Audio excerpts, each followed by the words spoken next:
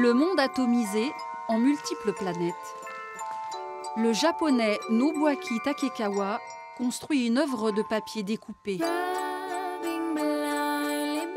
Récit mythique de pirates dans un empire nucléaire. L'artiste a imaginé cette œuvre après la catastrophe de Fukushima, comme une allégorie d'un monde à réinventer.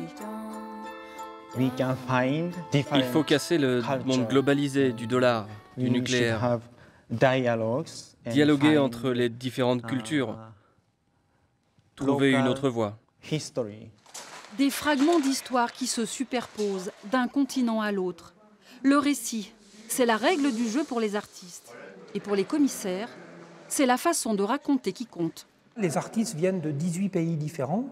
Ils ont tous une culture commune qui est la culture globale du monde, mais ils ont tous une géographie différente et en fonction des réalités politiques, des cultures, des histoires, ils racontent des choses extrêmement différentes qui vont de la figuration politique où l'on reconnaît parfaitement des scènes à, par exemple, auprès de certains autres artistes, Afrique du Sud, par exemple, où l'histoire racontée est beaucoup plus diffuse, même si on sent derrière, évidemment, le poids, par exemple, de l'apartheid.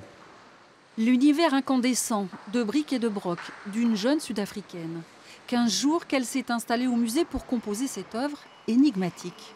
Elle s'intitule « Mais ce n'est pas la partie la plus importante de l'histoire ». En clair, la clé de l'histoire est ailleurs, allez comprendre. Au départ, il y avait une œuvre similaire qui a brûlé. J'ai filmé l'incendie et là, il est projeté en vidéo.